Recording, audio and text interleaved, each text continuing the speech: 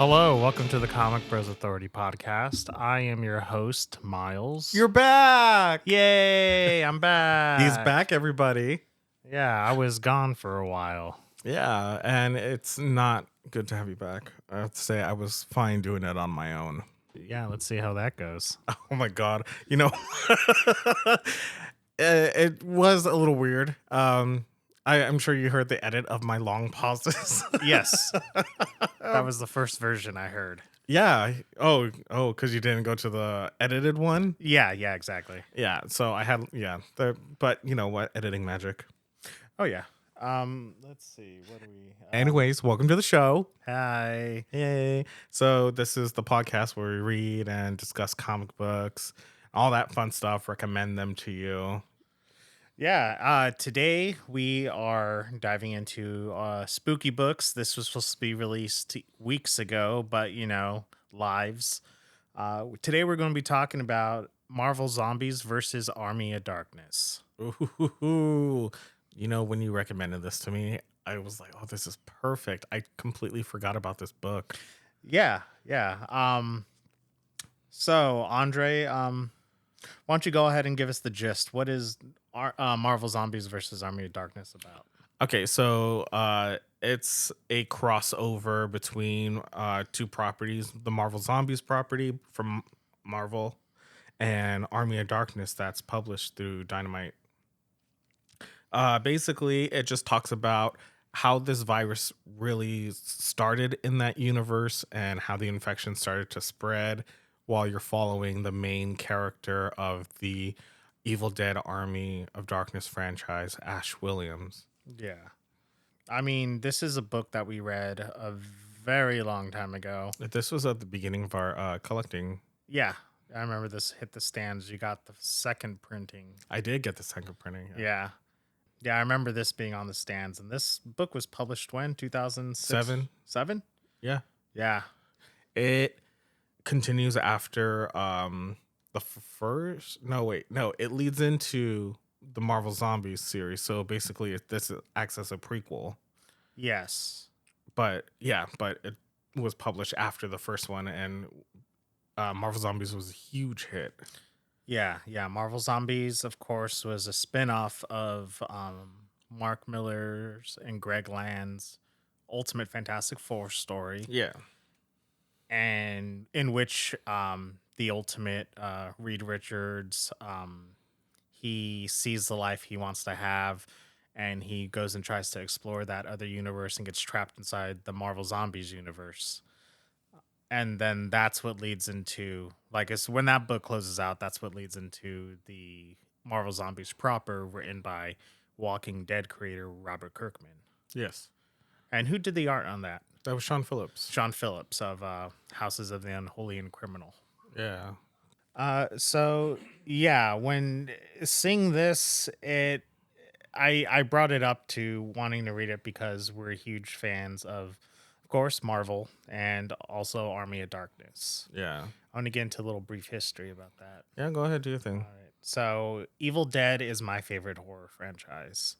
I remember because at first we watched Army of Darkness when we were children, and we thought the movie was okay. Mm-hmm. Since then, it is one of my favorite films. It's fantastic. I understand it now. But now, or maybe a few years later, sometime later, we saw Evil Dead, the first one, and that scared the shit out of us. Yeah, I remember. Yeah. Yeah, I remember being terrified. Yeah. Even though it was cheap looking and everything, it was still pretty gnarly. Mm-hmm. And we saw it on IFC one night, and it just stuck with me of how scary that movie was. And I still get a little freaked out from it, even though it's extremely low budget. But it wasn't until maybe senior year of high school where I watched Evil Dead 2.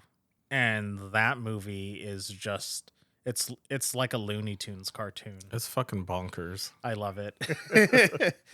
Of course, it has the reputation that it does now. So, and this was published at a time where Marvel liked to get along with other companies because Hmm. during this time they had a lot of other intercompany crossovers like Transformers, Avengers. That was, yeah, I like that one because it's just Transformers and the new Avengers. Yeah.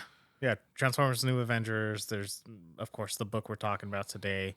So, yeah, that's what's like crazy about this because I don't think Marvel would ever do anything like this ever again. Yeah, ever since they got bought out by Disney, I don't think they will. No. I mean, luckily we have that DC versus Marvel omnibus that just came out. Oh, yeah. Yeah. That just released. Got it in our hands. Yes. Did yours come in? No, it's being shipped. Oh, hey. Yeah, so I'm expecting it this week. Okay, cool. Yeah, I got my 2 copies. I ordered 2 by accident. Please. I don't really know anything much about the creators of this book. John Layman. Yeah. Oh God, what did I know John Layman's name because I believe John Layman did. I believe it's Chew. Oh, did he do Chew? I do believe so. Let's see. Yep. Wow. Yep. He did Chew. Great. Yeah. Yeah. And the thing about Chew is that like it can be very serious, but also fucking ridiculous. Yeah, okay. I've only read the first issue, but I Oh know everyone talks about it in such high regard, so yeah, and honestly, it's one of the best comics to ever come out. I think it's just a hilarious book. Oh, okay. Because there are just little things in it in the background that you don't really notice on a first read, but when you go back and look at it and you see it, it's a laugh out loud funny. Oh, okay. So you could see and True came out a couple years after this book, I believe. Um, but yeah, you could see a lot of his writing style of that in this book. Oh, okay. Just the little bits. Yeah, because I did notice some of the background stuff going on in this book, and some parts did make me laugh out loud funny. So, Yeah, I'm not sure who the artist is. I've never seen him work beyond this. yeah, I've never seen his art here, but I have the hardcover, the out of print hardcover right here. And so it's written by John Layman with art by Fabiano Neves. And let's see here. And colors by June Chung. I like her work. Oh, okay.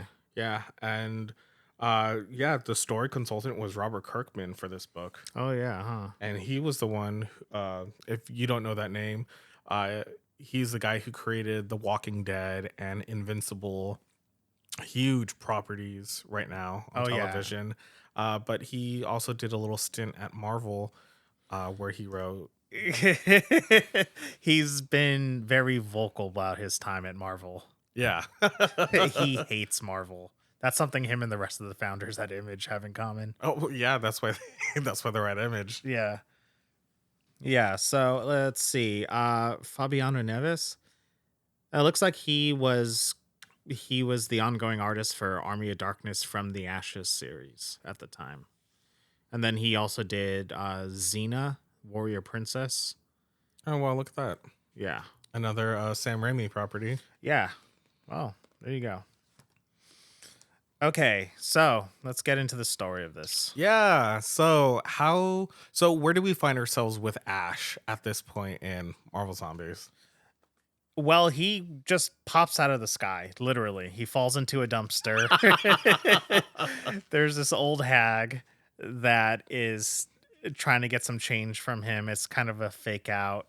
And he lands in the middle of like New York City and he sees what is it, one of the wrecking crew members fighting Daredevil. Yeah. And it turns out that this old hag is actually a deadite warning him about the prophecy of this world's going to fall apart. And Ash is about to chainsaw this deadite old lady.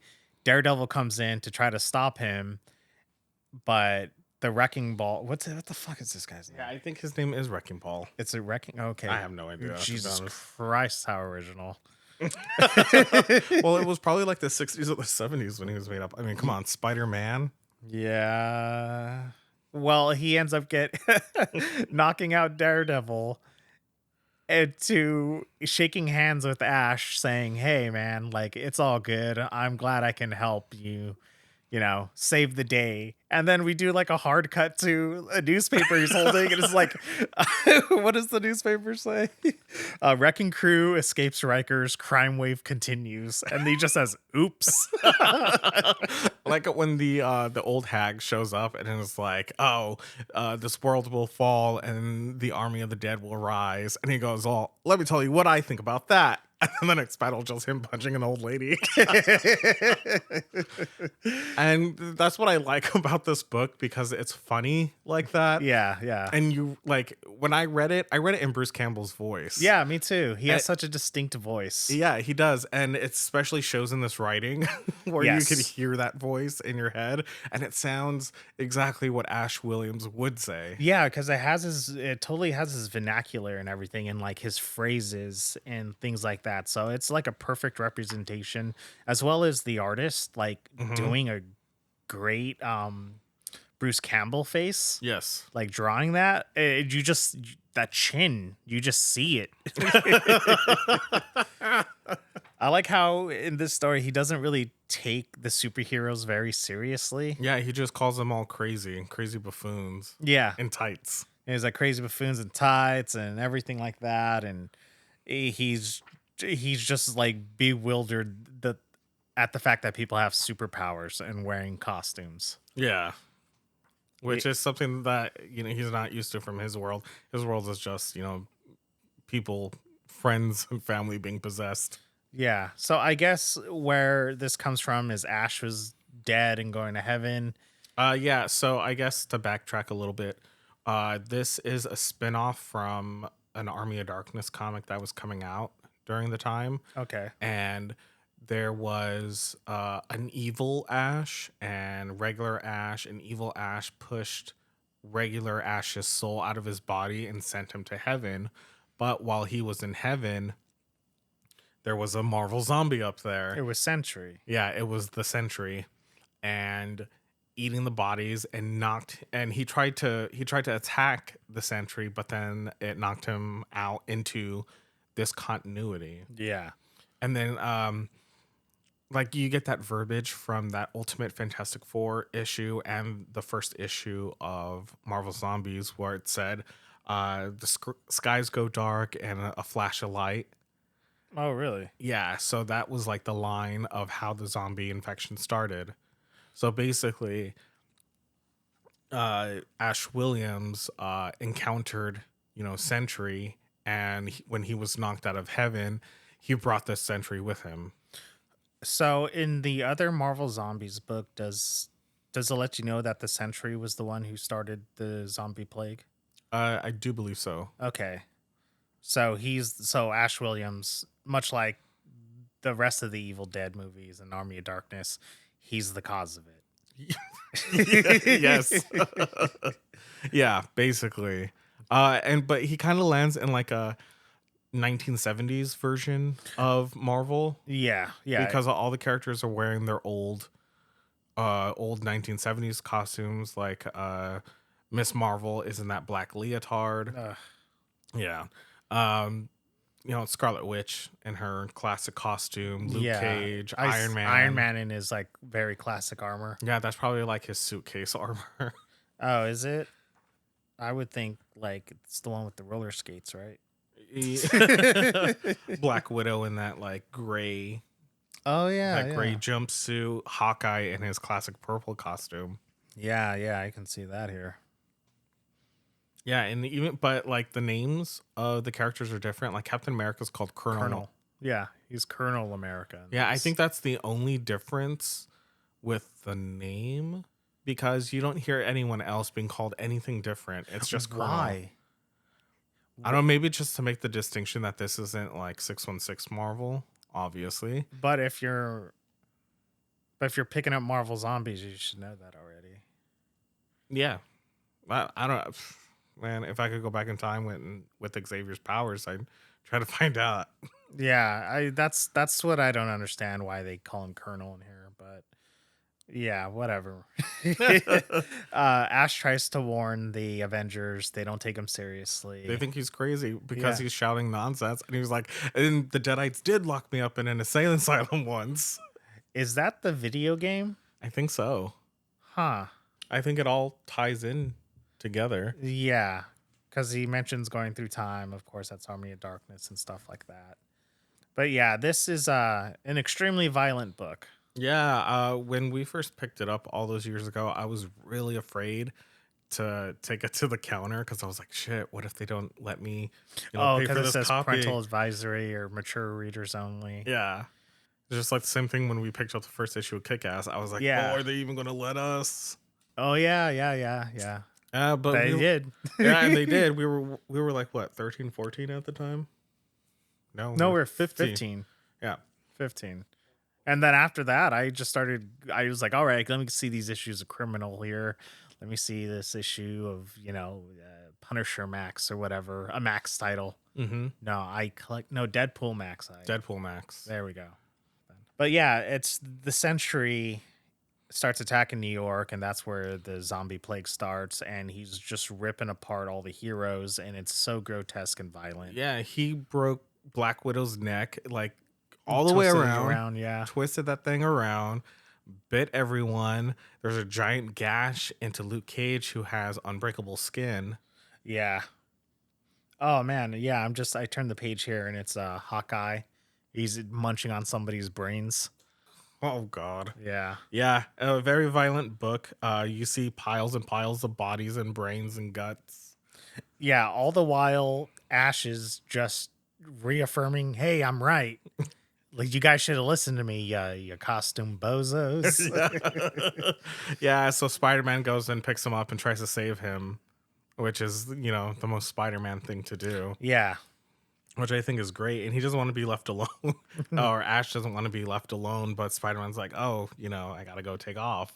Yeah, so that's what leads into Marvel Zombies Dead Days, right? Yes. He Yeah, just with that dope fold out cover Yeah. of X-Men #1, the X-Men over #1 homage. Yeah. For most of the second issue, it's just like carnage as you see the Avengers ripping off people's arms. You see they're attacking this old Luke Cage has like this old lady, or Captain Marvel now. She rips off that old lady's arm, and Black Widow's eating the dog. And his comment, he was like, "Oh, it's a bad day to take the dog out." No, he says, "I guess Granny down there picked the wrong day to take Fido out for a stroll." The dialogue in this is sharp. Yes. It is sharp for Ash Williams as he's like hitting on all of the All the women. all the women, because when he tries to warn the Avengers, they're like, "What should we do about this guy? I don't know." And then you see him in the background. He's like, "You ladies couldn't get enough of Ash, huh?" He's so fucking full of himself. It's great. That's what I like. I guess John Layman write? Oh, I guess he was also the writer for Xena. But man, yeah, he definitely has. Yeah, he definitely has the voices down. Yeah, That's why I was just like, oh yeah, like he's got Nash down to a T because he's such a smart ass. He's so full of himself, even when he's helping Punisher, and then he just like dips out on him. He fucking leaves Punisher to die. Yeah, Punisher goes and like he straight up murders Kingpin and all his like underbosses. Like Tombstone, And he's like, Hammerhead. when I run out of magazines, you go ahead and you throw me 2 more, and so on. And then he goes outside and does that, and he's like, Ash. He looks behind him. Ash is not there, and he's like, Ash. And he gets overrun by zombies. And it just goes to show you, like how flawed and how great Ash Williams as a character is, Yeah. and I love it. Yeah, that's where he meets up. He saves Dazzler, meets up with her, but he's constantly like hitting on her, checking her out. Yeah, like there's this one panel he's looking at her ass. Yeah. And then she's like, "Can you not?" And he's like, "I'm just looking for bites." He's like, I gotta make sure. He calls her, "Take it easy, sweet cheeks. The name's Ash." And I'm just checking for zombie bites. Oh You my do such a gosh. good Ash impression that I'm sure this is probably your favorite hero of all time. Yes. Oh my god. I love the reveal because reading this monthly, like the end of issue 2 has one of my favorite kind of Oh yeah, that's right. it had one of my favorite kind of jump scares, I guess, or like kind of like jaw-dropping moments. Yeah. You see Howard the Duck is eating Ash's brains. And I remember waiting an entire fucking month for that and just being like, oh man, Mm, it's like Ash is dead. How is this story going to go on? yeah. Lo and behold, it wasn't. It was this universe's It was Ashley Ashley G. Williams. G. Williams. There you go. Yeah, and Ashley J. Williams is the Ash that we know from the franchise. Yeah. So I mean, even so, they like kind of recount this Ashley G. Williams story in issue 3, and I think he was a pretty competent hero. You think so? Yeah, yeah. He chopped up Hulkling. He was fighting multiple man. Let's see. Yeah, the only thing is he got. I love it when he chops up Hulkling and he says, "That's right, youngin. Who's disassembled now?" Oh Jesus. Yeah, and I really like when you open up issue 3. It's just a splash page of the cover to Army of Darkness, but you have Dazzler Oh yeah, at the yeah. That's bottom holding right. onto his leg. That is Army of Dark. Yeah, that is. That's a good one. Yeah, man. I really give props to this artist, Yeah, you know what? I think this to artist, Nevis. Yeah. I think this is before, people started talking about how revealing costumes are. Because you look at Dazzler and Scarlet Witch and it's in your face. It is. The way the viewpoints are in different panels, these are big breast women. Just from like any vantage point, you have to get a shot of the cleavage in there. Yeah, I think let's see. Yeah, because there's a panel later on. I think it's like issue 5 where you see Enchantress and Hmm. he just draws her like so fucking like busty, like very big chested. Yeah, I was like, "Wow. Like this is a lot." yeah, yeah. She looks like it's revealing, yeah, these are like E's. like the way Greg Land draws women. Yeah. Oh, yeah. All right. So I do want to point out. All right. So Greg Land is a notorious artist. He gets a lot of work at Marvel because he's reliable and fast. I get it. But I personally am not a fan of his work. Mhm. He does a lot of tracing from like porn and like fan magazine or not fan or like sports magazines and like all that stuff. So if you see the way he draws his characters, they don't match the dialogue or the intention of the scene. Mhm. And I would say that this art did kind of remind me a little bit of Greg Land. I was thinking that exact same thing as I was going through it. Okay, it wasn't just me. Okay. Because like you just look at the face models. Yeah, I think all the women look the same, just a different hair color. Obviously, Ash Williams is. I mean, of course, he You have has to to. get- He has to look like Bruce Campbell. yeah, that's why. And that I think with, like with at least with Bruce Campbell, you need to have that because it sells, the dialogue and like Mhm. the story because I'm reading it in his voice. Yeah, I'm totally getting it. And that's the one I don't mind, but yeah, there's some other things in here where I'm just like, "Oh wow, this looks like a lot of reference tracing." yeah. That's where I would like. I like the art, but I don't know too much about this artist. Uh, progress and going like how does he get to this point of I don't know, they just look like they're all posing all the time like the way Greg Land does. Yeah, yeah. And now I'm not trying to say this dude is straight up tracing, but there's a part of me that's kind of feeling that. Yeah, yeah, that's what I'm feeling too. And then I'm looking over here. It's in issue 3. It's like this top panel, and you're just, I know this is an audio podcast. You can't it's not Oh visual. yeah, that's the one I was looking at too. The of Scarlet Witch's face as she's crying. Who's the colorist on this? It's June Chung. yeah. Has she worked with Greg Land before? Because this kind of like the No, usually Greg Land works with Frank D'Armata. oh really? Yeah, Frank Oh, D'Armata does a lot. Frank and Justin Ponser, rest in peace. rest in peace, Poncer. Yeah. Damn, he was the goat. He was my favorite colorist. Yeah, same. Yeah, the goat of coloring. Man. Shit. Damn. Damn. All right.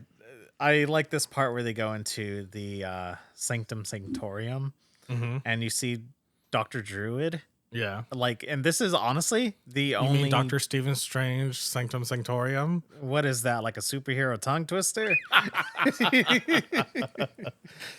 Yeah, Dr. Druid. I don't.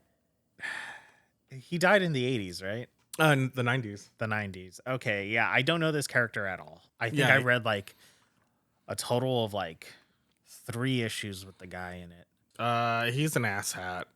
Because I'm currently reading 80s Avengers, and I just don't like his character. He's just a dick. Oh, okay. Yeah. So ugh. But yeah, he died in the 90s. I think he died in Hellstrom miniseries that was published. It was written by Warren Ellis. Oh, okay. Yeah, because it was part of like the whole Midnight Suns thing in Oh, the okay. 90s. Yeah. Yeah. I know what you're talking about. I like the fact that because Dr. Druid is eating Wong Mm-hmm.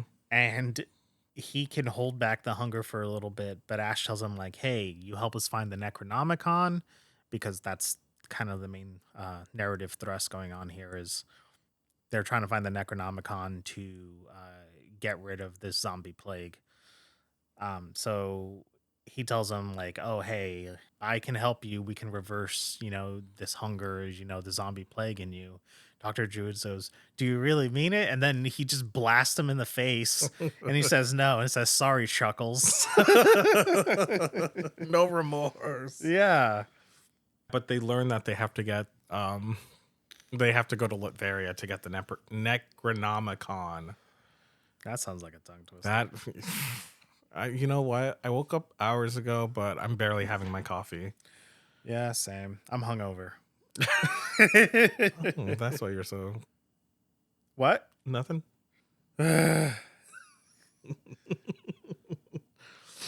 Yeah, plus we get a sweet cameo from Next Wave, Agents of Hate. Oh my god, yeah. So okay, I'm gonna guess that John Layman is he's a fan of Next Wave Yeah, because he does these panels like how Next Wave would be. If you haven't read that series, go read it because it's pretty amazing. yeah. So on the Marvel Unlimited app, they have like creators picks. Yeah. And they go and they choose some of their favorite runs throughout Marvel comic history. Yeah. A lot of them choose Next Wave. It's so fun. Yeah, it is. We should do that one. That's a fun book. I haven't read it in a while. We should do it. Yeah. It's a nice little like jab at Marvel. Yeah. Like it's a very meta. Yeah, plus Warren Ellis doesn't like superheroes.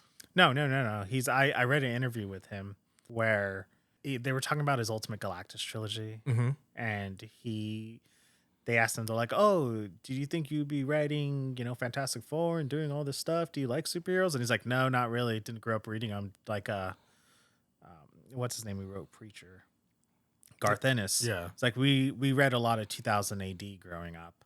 And it's like, so that's what I like. And then Garth Ennis doesn't really like superheroes either. Look at the boys. his favorite superhero is Superman. Really? Yeah. Oh.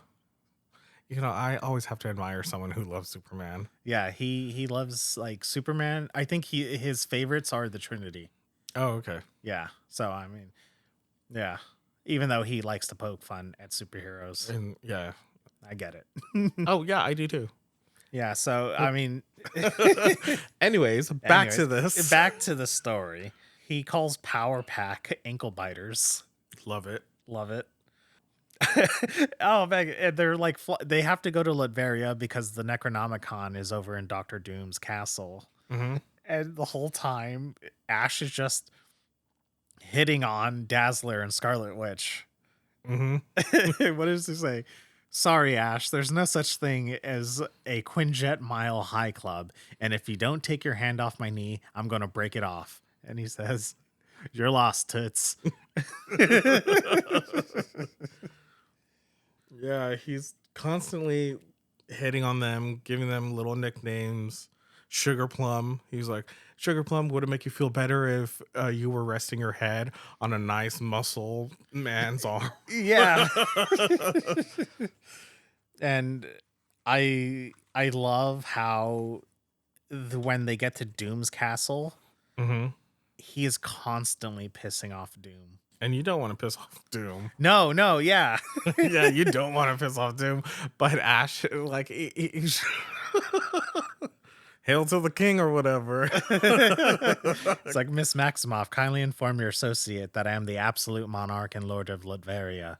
And if he addresses me again as Yo 3PO, Hey Tin Man, or Domo Arigato, Mr. Roboto, I will remove his head from his body.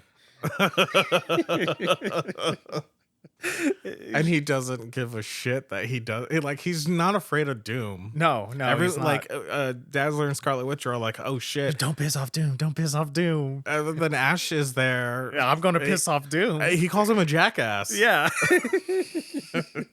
He calls him Chief. Yeah, he's just constantly like, you can tell he's getting underneath Doctor Doom's skin, and that's the thing I love about this too. He just doesn't give a shit that he's in a superhero world. He's not amazed by it. No, because he considers himself a true hero compared to everyone else.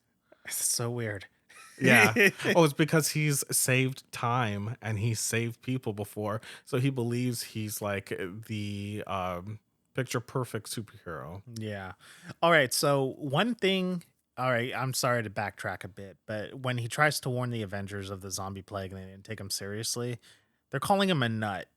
But these are superheroes, and they travel through time. They travel to other dimensions. Of course, you have magic spells casters like Doctor Strange and shit. So why don't they take him seriously?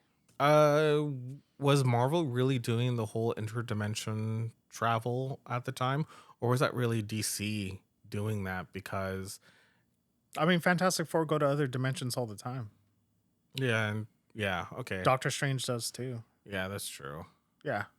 So I don't know. Secret Wars is another dimension, technically.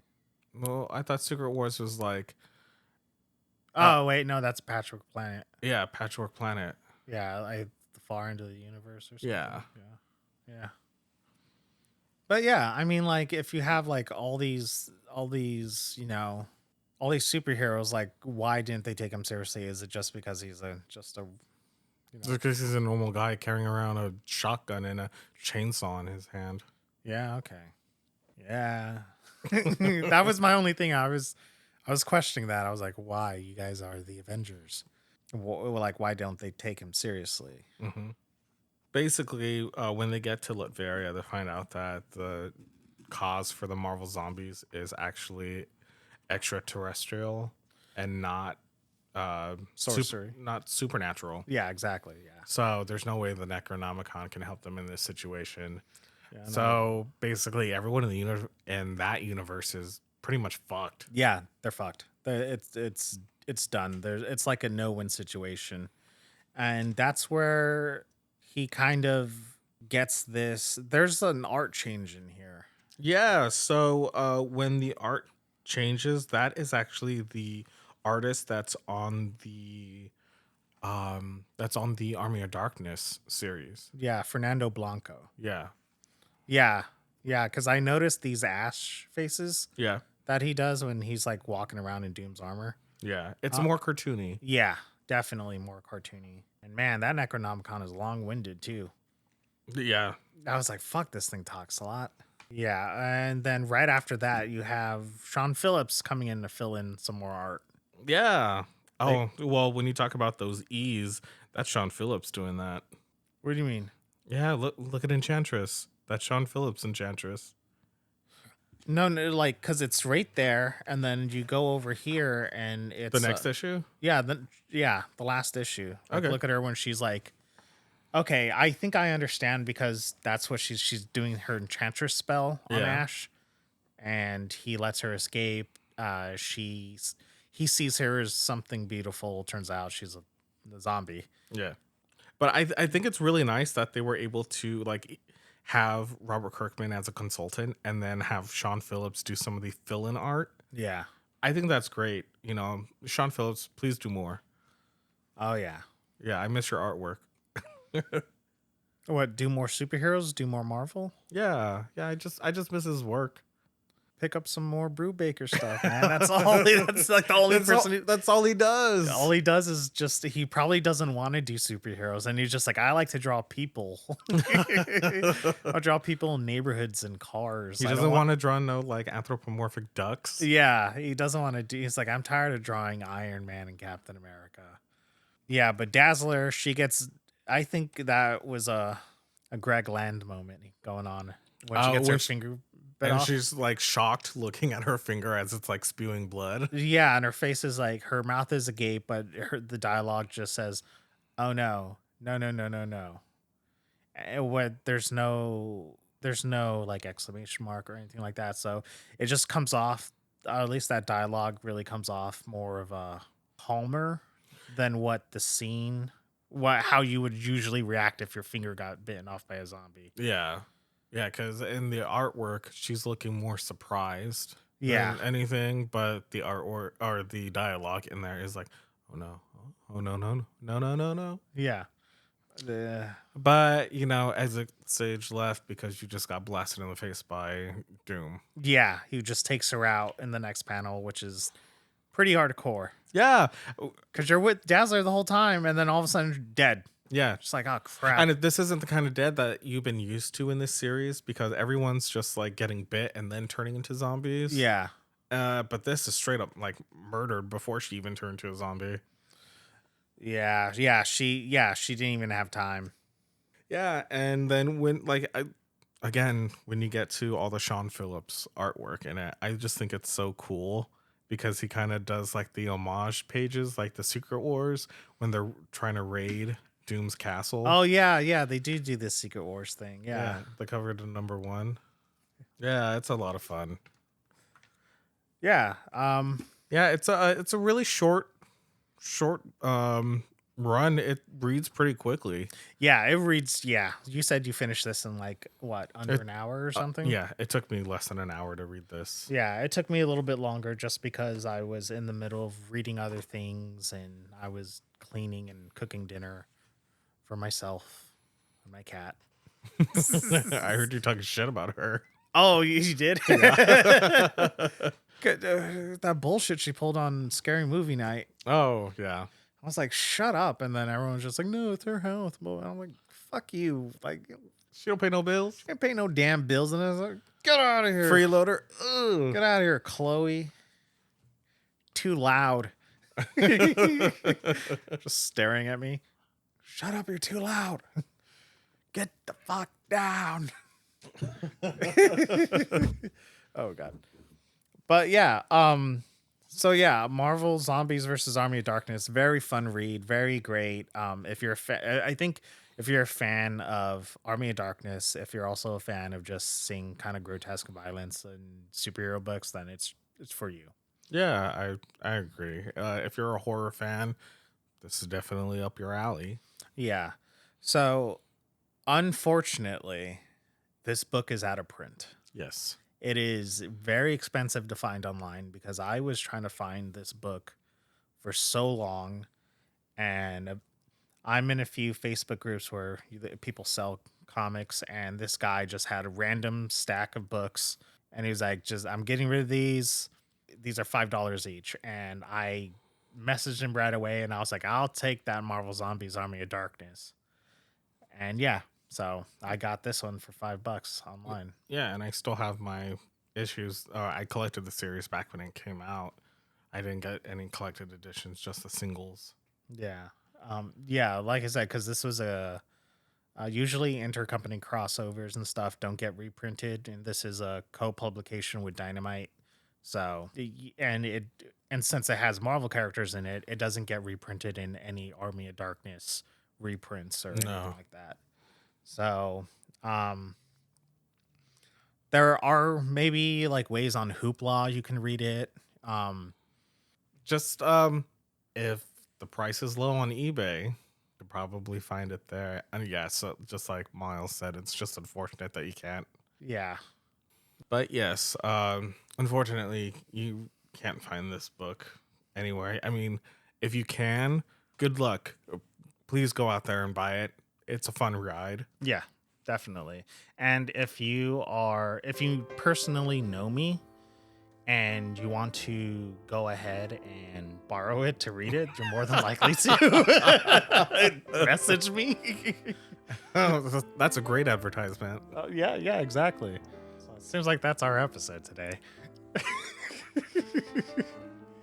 So yeah, that's Marvel Zombies versus Army of Darkness by who's John this? Layman. John Layman, Fabiano Neves, June Chung, and company. So do we have any announcements for anybody? Not really. The Beneath the Trees Where Nobody Sees episode is finally going to be coming out soon, so just hold on to your butts. Oh yeah, I have not. Yeah, we're going to be doing that one soon. I still have yet to read it because I've been waiting. Oh, do you have it? Yeah, I have it. Okay, me too. Okay, and then we have some more episodes down the pipeline, as well as more episodes with guests. Yes. So yeah, Just go ahead and stay tuned. Comment, rate us on Apple Podcasts, on Spotify Podcast. It helps us reach reach an audience, which we desperately need. yes. Just go ahead and do that for us. Just so more people when this podcast can pop up and everyone can see it. Yeah, exactly. Alrighty. I'm Miles. And signing I'm off. Andre, signing off. Bye. Bye.